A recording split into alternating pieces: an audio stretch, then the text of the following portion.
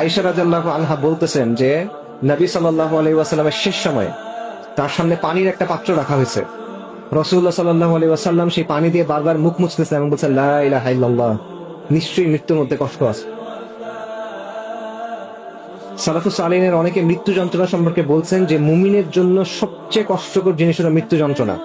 শাহাদাত যদি না আসে, শাহাদাতের যন্ত্রণা নাই, কিন্তু শাহাদাত ছাড়া যত মৃত্যু আছে দুনিয়াতে এর চেয়ে আর কোনো কষ্ট মুমিনের জন্য নাই। এবং সেই কষ্ট কিরকম? তীর দিয়ে আপনার শরীর ছিন্ন বিচ্ছিন্ন করে দেওয়া হচ্ছে, লোহার পেরেক হাতুড়ি দিয়ে ঠুকে ঠুকে আপনার শরীরে ঢোকানো হচ্ছে, গরম পানির মধ্যে আপনাকে ফেলে সিদ্ধ করে দেওয়া হচ্ছে। এটার যে কষ্ট, সালাফুস সালিহিন বলছেন যে মৃত্যুর কষ্ট এটার চেয়ে বেশি। ওনারা বলতেছেন কোন মানুষকে যদি মরার পর জীবিত করা যাইতো এবং বলানো যাইতো যে মৃত্যুটার কষ্ট কেমন, তোমরা পাগল হয়ে যাইতা, তোমাদের নাওয়া খাওয়া ভুলে যাইতা, তোমরা ভোগবিলাস ভুলে যাইতা, তোমরা উন্মাদের মতো হয়ে যাইতা।